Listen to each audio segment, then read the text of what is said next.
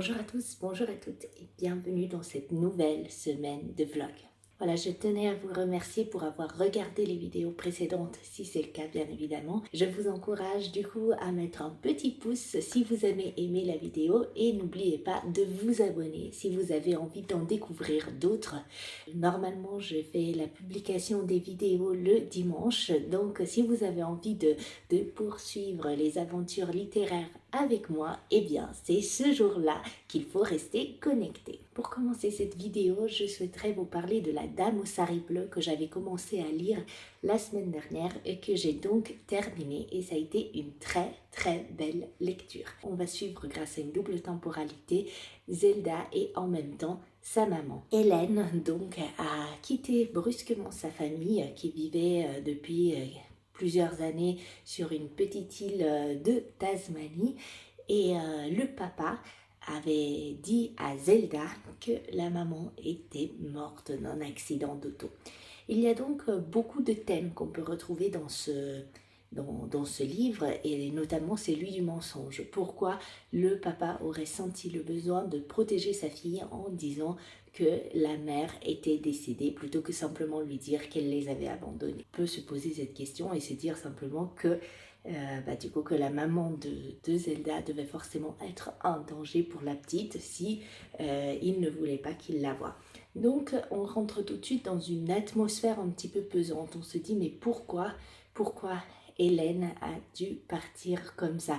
Est-ce qu'elle a fait du mal à Zelda? Est-ce qu'il y a eu des épisodes traumatisants dont on n'est pas au courant et surtout dont la fille ne se souvient pas? Donc voilà, le premier thème qui est abordé est le mensonge. Une chose que j'ai beaucoup aimé de ce livre, c'est qu'on est confronté à des choix du personnage où on se dit mais pourquoi en fait, pourquoi il a fait ça? Et souvent je me suis sentie en désaccord avec eux en me disant mais c'est pas du tout la bonne solution. Mais au fil de la lecture, j'ai fini par comprendre leur point de vue et du coup ça est devenu extrêmement enrichissant parce que je me disais oui certes c'est pas le chemin que j'aurais pris, mais je peux comprendre pourquoi il a fait ce choix. Donc c'était quand même assez intéressant, assez constructif. J'ai trouvé que ouais, ça m'a quand même fait réfléchir sur pas mal de points. Un autre thème qui est très cher à l'autrice et du coup qui a été utilisé pour le personnage est celui un petit peu des maladies mentales. Effectivement, on va découvrir au cours de l'histoire que Hélène a subi quand même des violences un peu psychologiques par sa maman qui était clairement dérangée et qui n'a pas su l'aimer comme une mère. Donc on se questionne aussi, on se dit est-ce que parce qu'elle n'a pas reçu l'amour dont elle avait besoin, elle a reproduit ce schéma sur sa fille?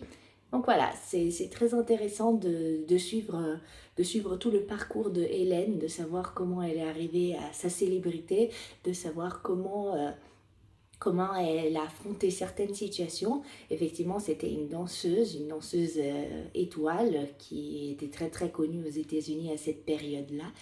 Et, et oui, donc du coup, on a aussi le thème de la célébrité et comment on affronte cette célébrité quand on devient connu très rapidement et sans avoir l'encadrement d'un parent, sans avoir quelqu'un qui nous suit et qui nous permet de vivre cela sereinement.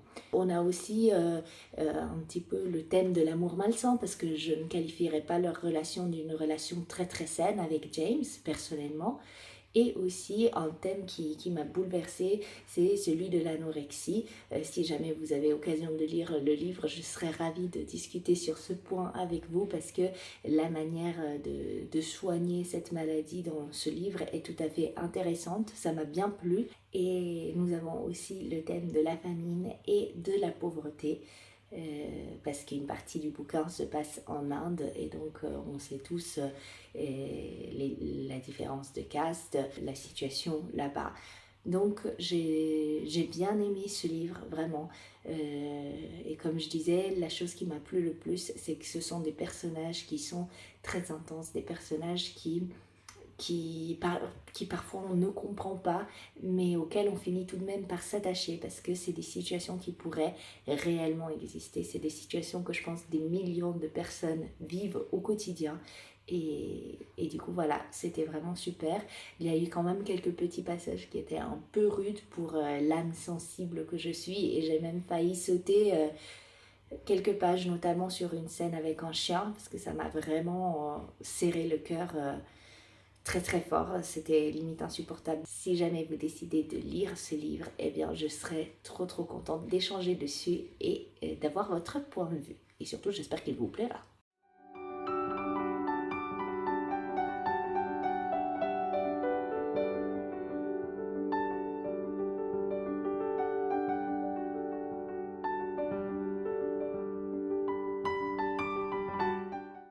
J'ai terminé un autre livre cette semaine dont je ne vous avais pas encore parlé.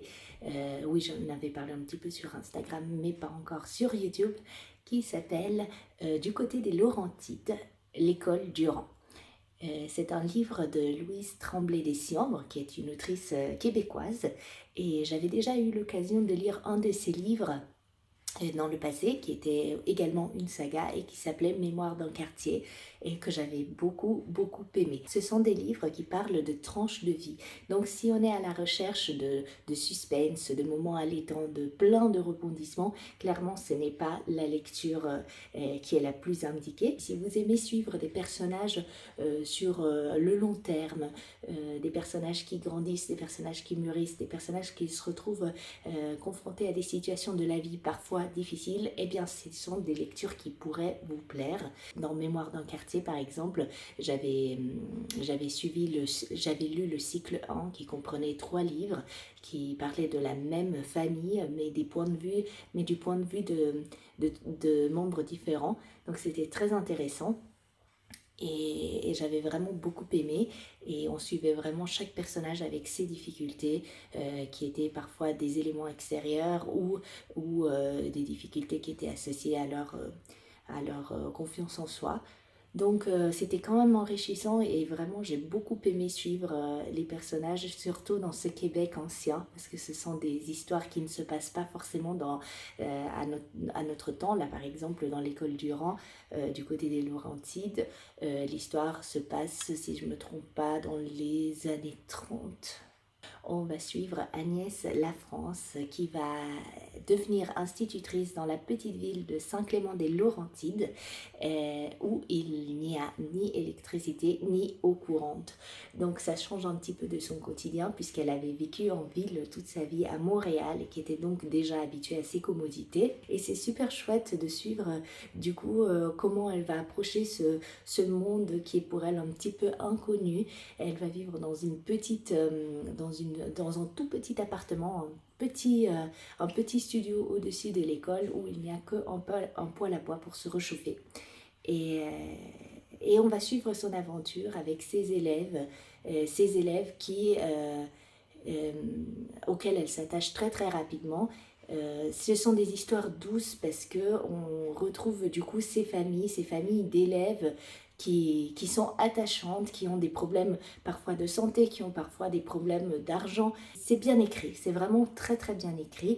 Et il y a aussi malheureusement une histoire de fond un petit peu plus lourde concernant une de ses élèves et quelqu'un de sa famille et on va suivre l'évolution de cette histoire. Je vous en dirai pas plus parce que c'est quand même un peu le thème central du livre, mais si vous êtes curieux, je vous encourage vraiment à découvrir cette autrice parce que ses histoires sont toujours réconfortantes, même si on a toujours des thèmes un peu lourds. On parle souvent un petit peu de ce patriarche qui a toujours une grosse position dans la maison, qui règne un petit peu sur la famille avec un point de fer.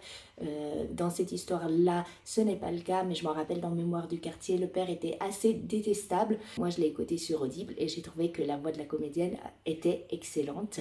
Et on retrouve d'ailleurs dans l'écriture de Louise Tremblay-Dessiombre cet accent québécois qui m'est très cher. Donc, si vous aimez un petit peu le Québec, le Canada, les expressions de là-bas, eh bien, vous serez gâtés parce que c'est que déjà un petit peu du vieux français et en plus même pas du vieux français mais du vieux québécois. Donc c'est un pur régal et la comédienne bien évidemment reste fidèle à l'accent et du coup on se sent vraiment plongé dans ce vieux Québec. J'espère que vous aurez envie de découvrir et si vous lisez, faites-le moi savoir, comme ça on pourra en discuter ensemble.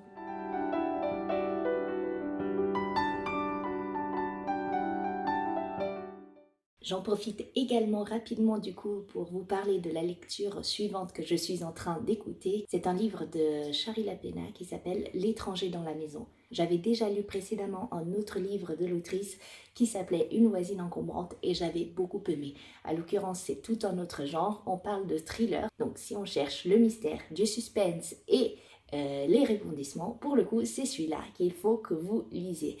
Je n'ai pas lu le pitch global de l'histoire parce que j'aime bien découvrir en cours de route, mais ce que je peux vous dire jusqu'à présent, c'est que le bouquin démarre sur un accident d'auto. Une femme qui se sent traquée, qui se sent en danger, qui va faire un excès de vitesse et à cause de cela, elle va avoir un grave accident et finir à l'hôpital. Elle va devenir amnésique. La vraie question est, est-ce qu'elle feint son amnésie ou est-ce qu'elle a réellement oublié ce qui s'est passé la nuit de l'accident? C'est chouette. C'est super chouette. J'ai déjà écouté plus de 2 heures parce que le rythme est très très soutenu. J'aime bien comment elle écrit. J'ai eu un petit peu de mal cette fois-ci avec l'enregistrement parce que je trouvais qu'il n'était pas très professionnel. Au début, j'avais l'impression qu'il y avait des grésillements, que la voix de la comédienne était très très loin, très très lointaine. Mais finalement, je me suis habituée ou ça a été corrigé, je ne sais pas. Mais maintenant, ça ne me gêne plus du tout. Je trouve qu'elle est bien. Elle a une très très jolie voix, cette femme. Mais voilà, disons qu'au niveau des voix, au niveau des voix des personnages, ce n'est pas celle que je préfère, mais j'écoute quand même avec beaucoup de plaisir. Donc si vous avez envie de découvrir ce livre en même temps que moi, ça se passe sur Audible. Je vais donc vous laisser pour cette semaine. J'espère que les livres dont on a parlé aujourd'hui vous auront plu et j'ai hâte d'avoir vos avis si vous les avez lus ou si vous avez envie de les lire dans les commentaires. Je vous souhaite une super belle semaine à venir et je vous dis à bientôt.